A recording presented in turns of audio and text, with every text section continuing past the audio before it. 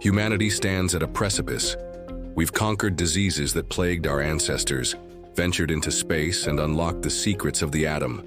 Yet we remain trapped in an endless cycle of strife, poverty, and suffering.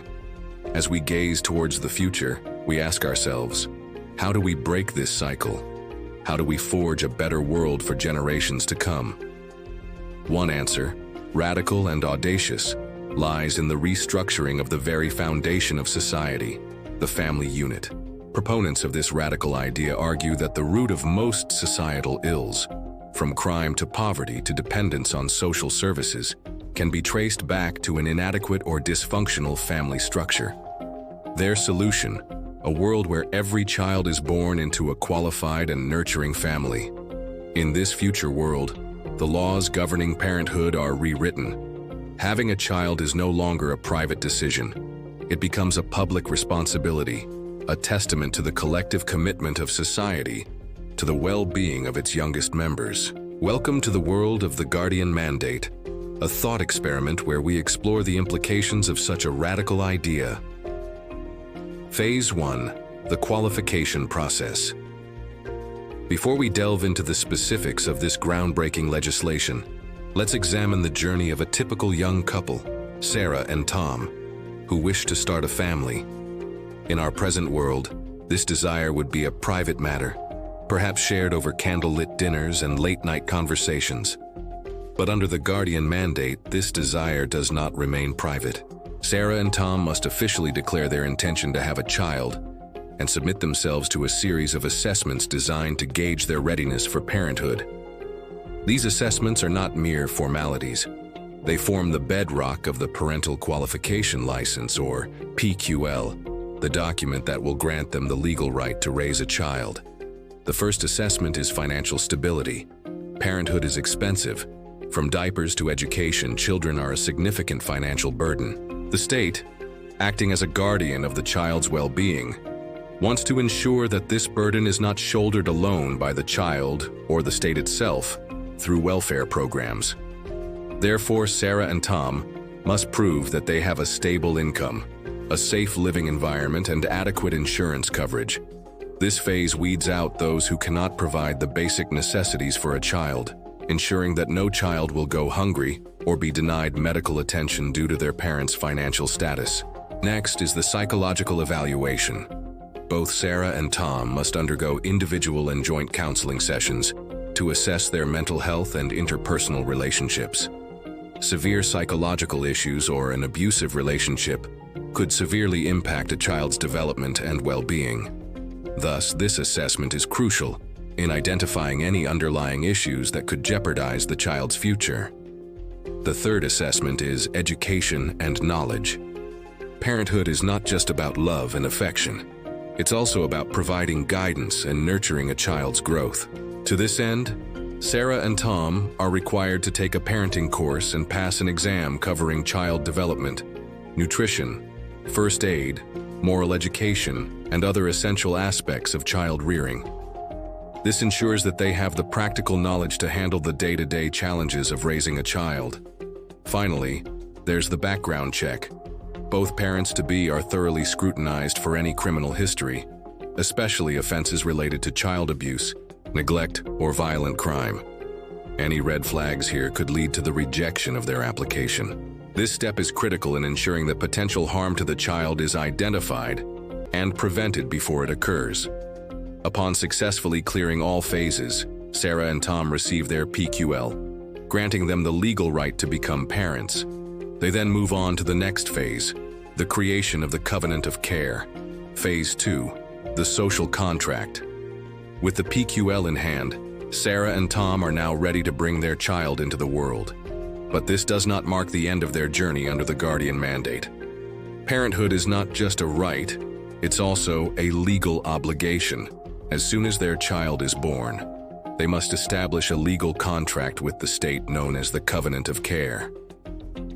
This covenant outlines the parents' legal duties towards their child and forms the backbone of the Guardian Mandate. Let's examine some of the key provisions of this covenant. First is provision. This involves ensuring the child is adequately fed, clothed, and housed. The state mandates regular check-ins to monitor the child's well-being and intervene if any issues arise. This provision is designed to prevent the child from experiencing the hardship of hunger, exposure, or an unsafe living environment. Second is education. The covenant requires the child's enrollment in a recognized educational institution as soon as they reach the mandated age. This helps in the child's cognitive and social development, while also ensuring that they receive a foundational education. Third is moral guidance. Both parents are legally obligated to instill societally beneficial moral teachings in their child.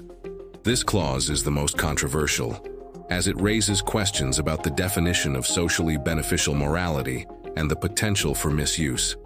How does the state ensure that parents adhere to the prescribed morality? And what happens if the parents' beliefs conflict with the state's mandated morality? Fourth is protection. The parents are legally bound to protect the child from harm, neglect, or abuse. Any violation of this provision could lead to severe penalties, including the removal of the child from their care. This is the most stringent part of the covenant, reflecting the state's zero-tolerance approach to child endangerment. The effectiveness of the guardian mandate depends on the strict enforcement of these provisions. To that end, the state deploys several mechanisms. Regular check-ins are conducted to monitor the child's well-being.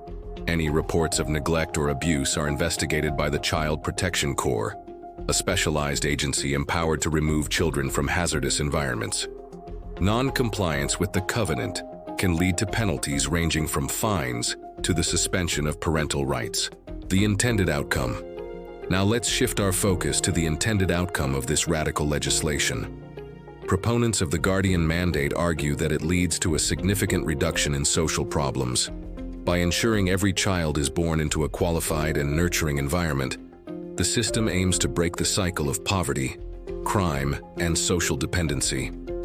In this ideal scenario, the number of children in abusive or neglectful situations drops dramatically. With fewer children entering the foster care system, resources are freed up and can be directed towards education, research, or infrastructure. Crime rates fall as the youth, free from the lure of gangs or the pressure of familial financial burdens, channel their energies into productive pursuits. The world becomes a safer place as compassion, empathy, and a sense of community return to the forefront of human interaction. The inevitable conflicts. While this vision is compelling, it's important to examine the inevitable conflicts that arise in practice. One significant concern is the ambiguity of the societally beneficial morality clause. Who decides what is beneficial? The state's definition of morality could overshadow religious or philosophical beliefs, leading to a loss of cultural diversity and the imposition of a single worldview. Furthermore, critics argue that the guardian mandate infringes upon fundamental human rights. The right to privacy, the right to procreate, and the freedom to choose one's own path in life are all curtailed under this system. What happens to individuals who, for personal reasons, do not want to conform to the state's definition of socially beneficial behavior? Are they labeled unfit parents and denied the right to reproduce? Another concern is the emergence of a black market for illegal births. Couples who either failed to qualify or rejected state oversight might resort to secret pregnancies and illegal adoptions, leading to a new class of stateless individuals living in the shadows. The very system designed to protect children could inadvertently create a new set of societal outcasts. Moreover, the guardian mandate's impact on personal relationships cannot be ignored. The pressure to conform to a certain standard could strain relationships. Partners who bring different values to the table might find themselves at odds with the state's expectations, forcing them to choose between love and compliance. The story of the guardian mandate is a complex narrative about the trade-offs between absolute security and personal liberty. It poses a chilling question. Is a society with zero crime and suffering worth the cost of absolute control over the most fundamental aspect of human life, the family? We leave this question for you, the viewer, to ponder as we conclude our thought experiment.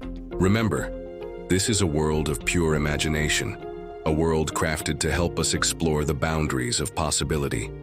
The Guardian mandate serves as a reminder that while progress is vital, it must not come at the expense of our shared humanity. Our journey through this thought experiment has hopefully enriched your understanding of the multifaceted nature of societal issues and the complexities of crafting solutions. Thank you for joining us today. If you enjoyed this video and want to support our work, please consider liking this video and subscribing to our channel. Your support allows us to continue exploring the boundaries of human ingenuity and creativity. Together, we can keep pushing the boundaries of what's possible and keep the conversation going. Until next time, stay curious, stay engaged, and keep asking questions that challenge our perspectives and drive progress. Thank you for being a part of our community.